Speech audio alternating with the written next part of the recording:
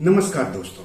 अप्रैल, मई और जून के दौरान अगर आप पोस्ट ऑफिस की छोटी बचत स्कीमों में खाता खुलवाने जा रहे हैं तो आपके लिए बम्पर रिटर्न की गारंटी है।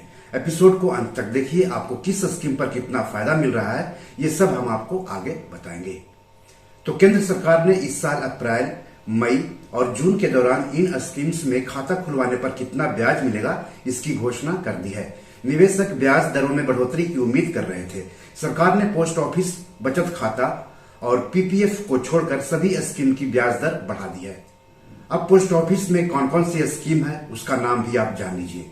बचत जमा खाता, जैसे कि बैंक में बचत खाता खुलवाते हैं वैसे पोस्ट ऑफिस में भी बचत खाता खुलवा सकते हैं। 1 साल की सावधि जमा, 2 साल की सावधि जमा, 3 साल की सावधि जमा, 5 साल की सावधि जमा, 5 साल की रेकरिंग जमा। यानी जैसे बैंक में आप एफडी खुलवाते हैं, आरडी खुलवाते हैं, उस तरह से पोस्ट ऑफिस में भी आप एफडी और आरडी खुलवा सकते हैं। इसके अलावा वरिष्ठ नागरिक बचत योजना, जिसको कि एससी एसएस कहते हैं, national savings monthly income account scheme, जिसको कि एनएसएमआईएस कहते हैं। पहले इसका नाम post office monthly income scheme था, पीओएमआईएस। इसके अलावा नेशनल सेविंग्स सर्टिफिकेट, जिसको कि संक्षेप में एनएससी कहते हैं, पब्लिक प्रोविडेंट फंड पीपीएफ, किसान विकास पत्र केवीपी और सुकन्या समृद्धि अकाउंट योजना एसएसवाई, ये सब पोस्ट ऑफिस की बचत योजनाओं में शामिल स्कीम है।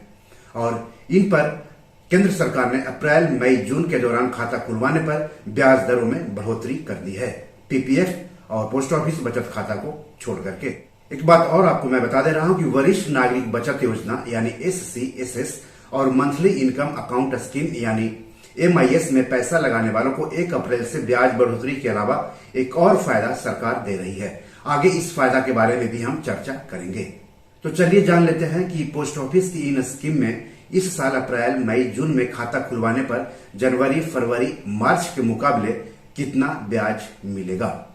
आपको बता दूं कि केंद्र सरकार हर 3 महीने पर इन स्कीम्स की ब्याज दरों की समीक्षा करती है और जरूरत पड़ने पर घटाती है, बढ़ाती है या फिर जस का तस रखती है। इसके अलावा कुछ स्कीम पर ब्याज दर बढ़ाती भी है, कुछ पर घटाती भी है और कुछ पर जस का तस रखती भी है। तो चलिए जान लेते हैं कि अप्रैल, मई, जून के दौरान कितना ब्याज मिलेगा। बचत जमा खाता में खाता खुलवाते हैं तो 4% ब्याज मिलेगा हर साल। 1 वर्षीय सावधि जमा में खाता खुलवाते हैं तो 6.8% सालाना ब्याज मिलेगा, जो कि जनवरी, फरवरी, मार्च के मुकाबले 0.20% ज्यादा है। 2 वर्षीय सावधि जमा में खाता खुलवाते हैं तो 6.9% सालाना ब्याज मिलेगा मैच्योरिटी तक, जो कि जनवरी, फरवरी और मार्च के मुकाबले 0.10% ज्यादा है। 3 वर्षीय सावधि जमा में खाता खुलवाते हैं अप्रैल, मई, जून के दौरान तो मैच्योरिटी तक 7% ब्याज मिलेगा, जो कि जनवरी, फरवरी, मार्च के मुकाबले 0.10% ज्यादा है।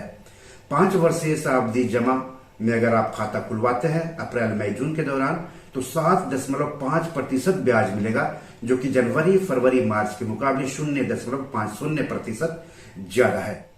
5 वर्षीय आवर्ती जमा यानी 5 वर्षीय रेकरिंग डिपॉजिट में खाता खुलवाते हैं अप्रैल, मई, जून के दौरान तो 6.2% ब्याज मिलेगा सालाना मैच्योरिटी तक। वरिष्ठ नागरिक बचत योजना यानी एससी एसएस में अगर अप्रैल, मई, जून के दौरान खाता खुलवाते हैं तो 8.2% ब्याज मिलेगा हर साल मैच्योरिटी तक, जो कि जनवरी, फरवरी और मार्च के मुकाबले 0.20% ज्यादा है। एक चीज और मैं बता दूं इस चीज के बारे में कि केंद्र सरकार ने एससी एसएस में खाता खुलवाने वालों को 1 अप्रैल 2023 से ब्याज बढ़ोतरी के अलावा एक और तोहफा दिया है। सरकार ने इस स्कीम में निवेश करने की अधिकतम सीमा प्रति खाता 15 लाख से बढ़ाकर 30 लाख रुपए कर दिया है। यानी 1 अप्रैल से एससीएसएस में अधिक से अधिक 15 लाख की जगह 30 लाख रुपए निवेश कर सकते हैं।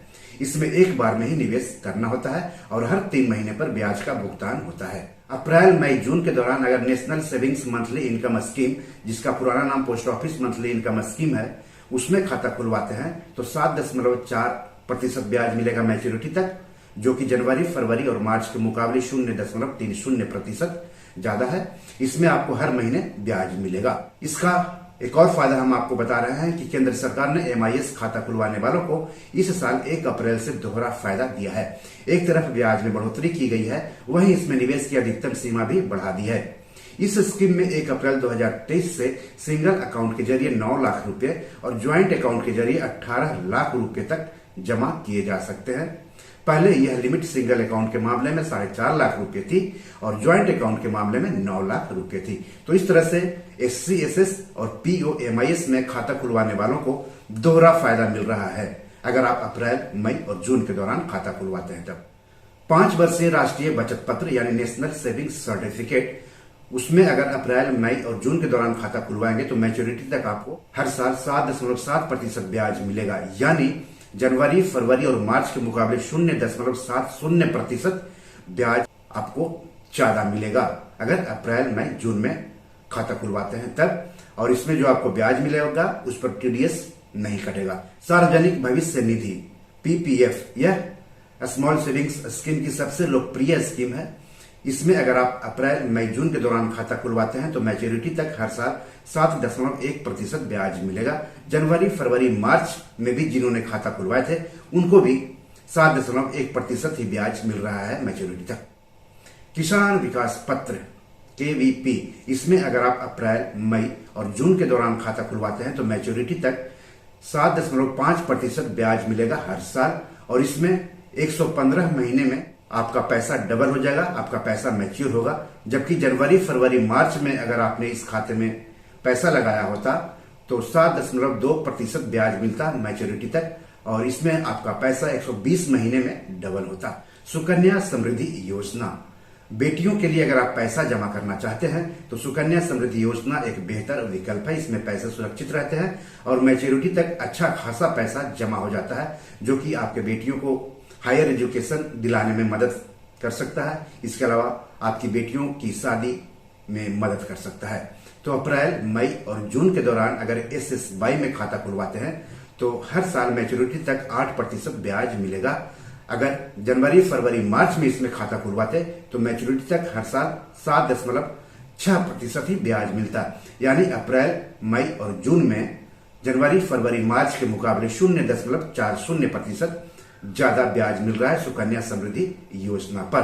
तो इस तरह से पोस्ट ऑफिस की स्कीमों में पैसे लगाने वालों के लिए अच्छी खबर है और इसका फायदा आपको जरूर उठाना चाहिए।